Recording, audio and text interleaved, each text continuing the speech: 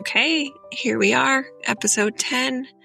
And before we really get into it, we just want to say this is the final episode of series 2. We've covered so much in this series: how trauma shapes connection, how we show up in relationships, how our nervous systems respond to safety and threat.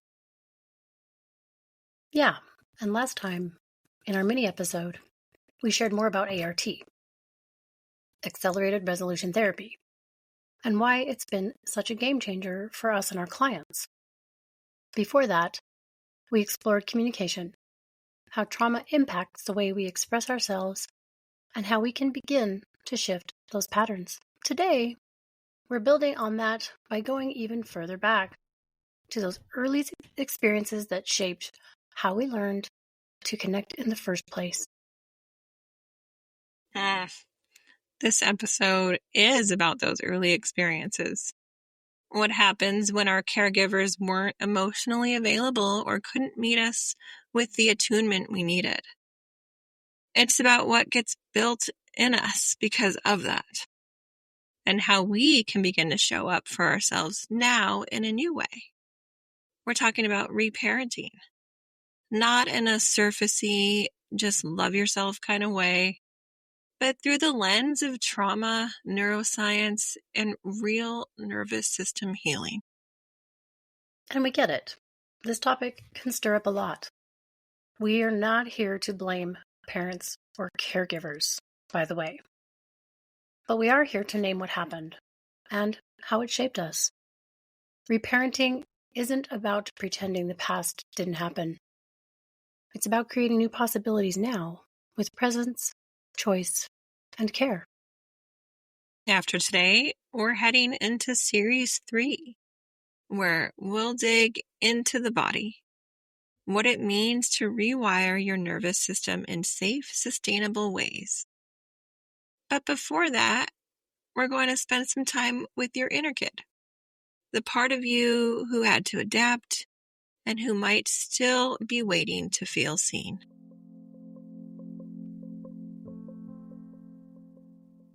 Before we go deeper, maybe take a second to check in with yourself. Notice your breath. Notice where your body is making contact with whatever you're sitting or lying on. If you're not able to shift or soften anything physically, that's completely okay. Just noticing what's present is more than enough. If it feels okay, maybe unclench your jaw or soften your shoulders just a little.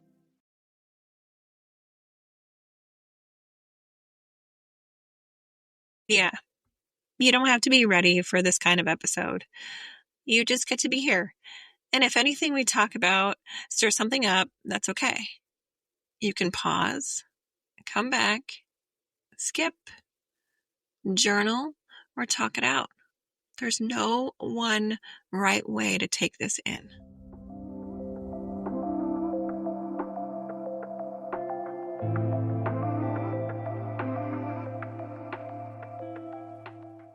Let's talk about emotionally immature caregivers.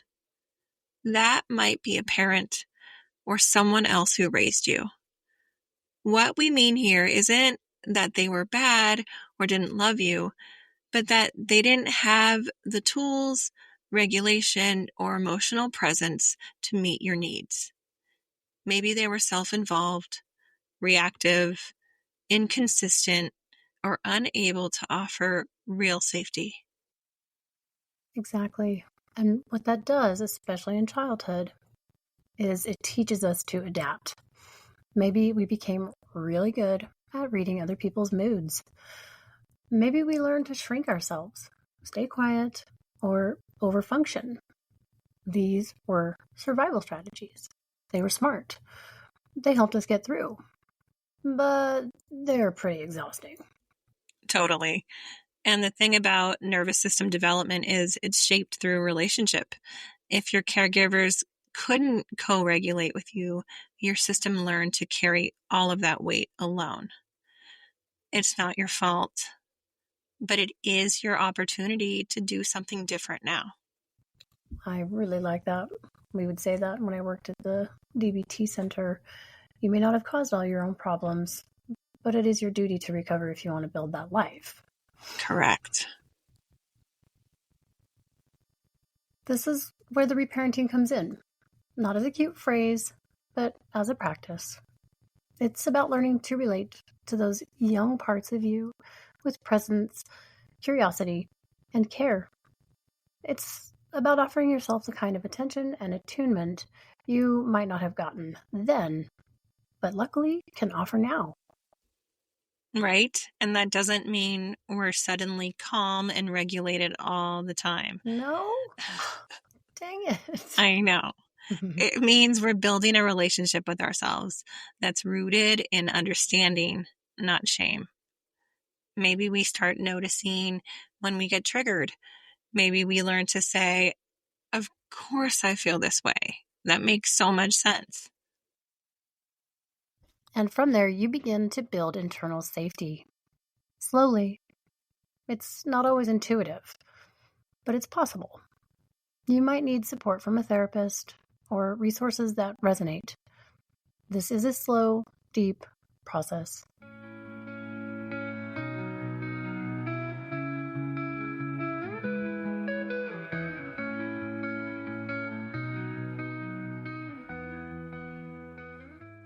Here's a tool you can try.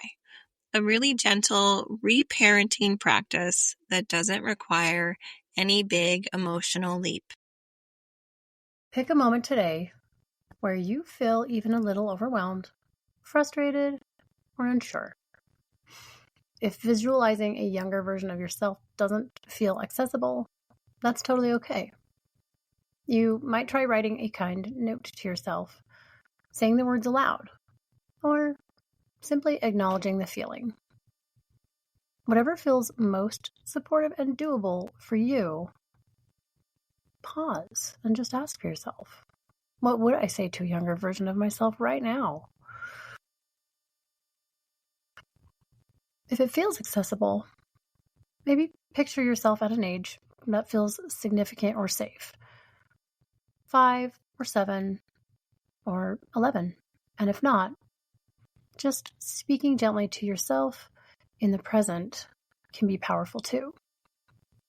What tone would feel kind? What words might feel like a balm?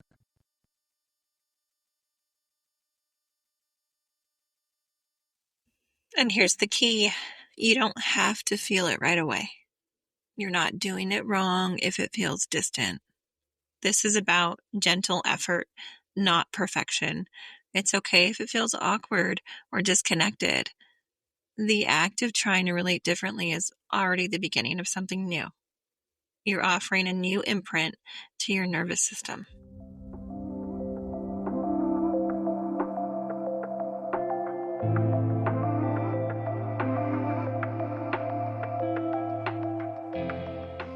Okay, it's time for our nervous system nugget. Your nervous system doesn't know time. It only knows experience.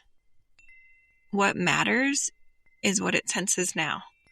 Whether that's a kind word, a shift in breath, or simply your awareness, it all counts.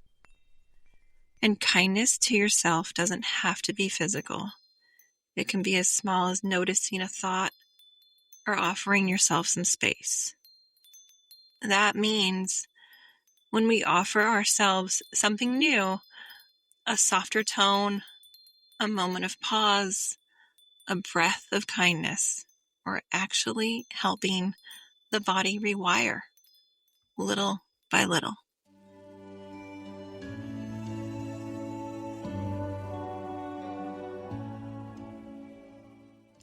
If reparenting feels far away or overwhelming, remember it's not about fixing. It's not about fixing the past. It's about creating safety and connection in the present, one moment at a time.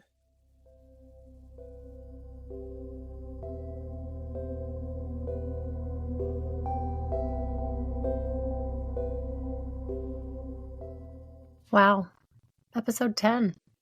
The end of Series 2.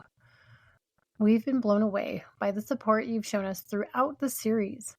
Your DMs, your shares, your stories. Each one is a reminder of why we're doing this. To those of you who've reached out to say, I felt seen, or this helped me name something I know how to talk about. Thank you. We feel so lucky to be in this with you. This wraps up Series 2. It's been such a powerful series, understanding how trauma shapes our connection with others and with ourselves. We hope these conversations helped you feel a little more grounded, a little more understood. And as we look ahead to Series 3, get ready.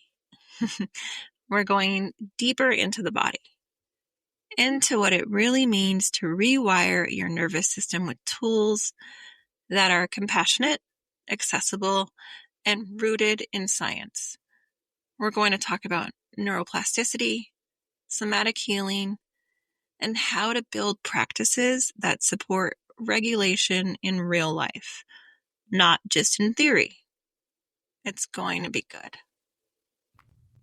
We'll be talking more about body-based healing, what rewiring actually looks like, and how to work with your nervous system instead of against it. Series 3 is all about empowering you with tools you can return to again and again. We can't wait, but for now, maybe check in with your younger self. See if there's a tiny thread of connection, even a small one there you can follow. No pressure, just curiosity. And remember, healing isn't linear, and we're here for the ride.